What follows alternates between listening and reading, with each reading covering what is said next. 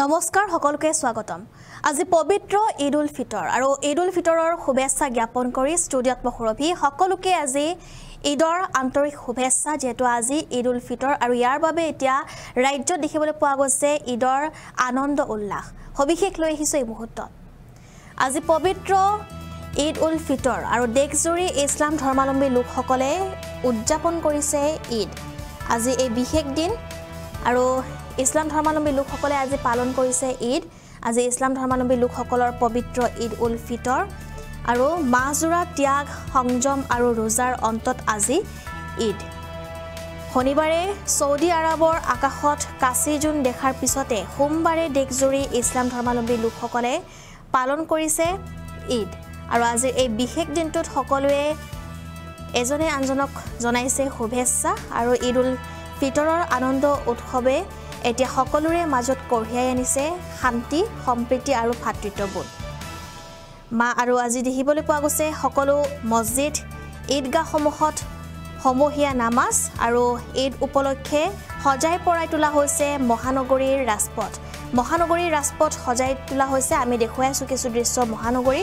আৰু আজি পবিত্ৰ ঈদ গুৱাহাটীতো ঈদ পালন কৰা হৈছে, সকলোতে আজি ঈদ পালন কৰা হৈছে, সকলো প্ৰান্ততে অতি আনন্দ উল্লাসৰে এই ঈদ পালন কৰা হৈছে। আৰু এই ঈদৰ বাবে যেহেতু সকলো ইছলাম ধৰ্মাৱলম্বী লোকসকলে মাহজোৰা তেওঁলোকে বাট চাই থাকে আৰু অৱশেষত আজি সেই দিনটো আহি পাইছে আৰু আজি এই পবিত্ৰ ক্ষণত ইজনে সিজনক শুভেচ্ছা জ্ঞাপন কৰিছে, ইজনে সিজনক যেহেতু দিছে ভাল বাৰ্তা। আজি পবিত্ৰ ঈদ আৰু ঈদ উপলক্ষে এতিয়া ৰাজ্যৰ চৌদিশে দেখিবলৈ পোৱা গৈছে আনন্দ উল্লাস। মাহজোৰা ৰোজাৰ অন্তত পালন কৰা হৈছে ঈদ উল ফিতৰ। ইছলাম ধৰ্মাৱলম্বী লোকৰ মাজত আনন্দ উল্লাস, মছজিদত আদায় কৰা হৈছে সমূহীয়া নামাজ, ধৰ্মীয় বিশ্বাস পৰম্পৰা ৰীতি নীতিৰে উদযাপন কৰা হৈছে ঈদ উল ফিতৰ। সজাই পৰাই তোলা হৈছে ৰাজ্যৰ মছজিদ ঈদগাহসমূহ আৰু সমূহীয়া নামাজৰ বাবে সমবেত হৈছে সকলো আজি পবিত্ৰ ঈদ উল ফিতৰ। আৰু এই ঈদ উল ফিতৰৰ বাবে এতিয়া 24 লাইভৰ তৰফৰ পৰা সকলো ইছলাম ধৰ্মাৱলম্বী লোকলৈ শুভেচ্ছা জ্ঞাপন কৰা হৈছে।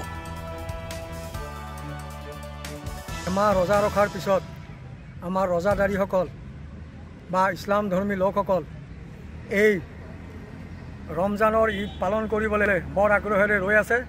ইতিমধ্যে মধ্যপ্ৰাচ্যত ঈদ পালন কৰিলে, অহাকাইলৈ পৃথিৱীৰ বিভিন্ন দেশৰ চুকে কোণে এই ঈদ পালন কৰিব।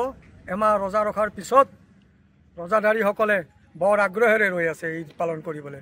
গতিকে এই ঈদে যাতে মানুহৰ মাজত ভাতৃত্ববোধৰ হেৰিটো বঢ়ায় আৰু আমাৰ এই গাড়ীগাঁও ঈদগাহ ময়দানত অহাকাইলৈ 9 বজাত নামাজ আৰম্ভ হ'ব আৰু তাৰ বাবে বৰ বিৰাট আয়োজন কৰা হৈছে।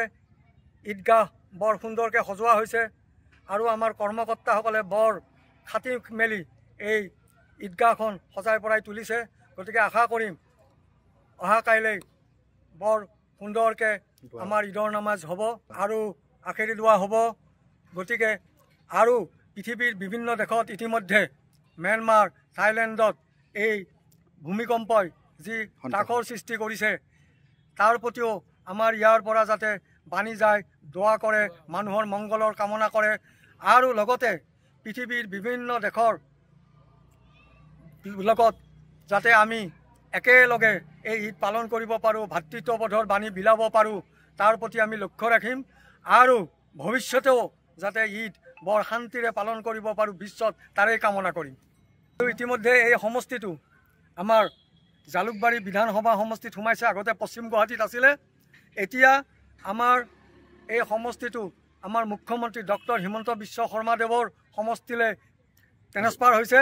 গতিকে আশা কৰিম আমাৰ ৰাইজে তেখেতৰ প্ৰতি সহযোগিতা আগবঢ়াব তেখেতলৈ আৰু তেখেতক ভোট দি জয়যুক্ত কৰি আমাৰ এই সমষ্টিটোৰ উন্নয়নৰ যাতে ধাৰা বোৱাব পাৰে তাৰ প্ৰতিও ৰাইজে লক্ষ্য ৰাখিব আৰু আমাৰ মুখ্যমন্ত্ৰী দেৱও যাতে আমাৰ এই সমষ্টিটোৰ প্ৰতি সুদৃষ্টি দিয়ে তাৰ কামনা কৰিম।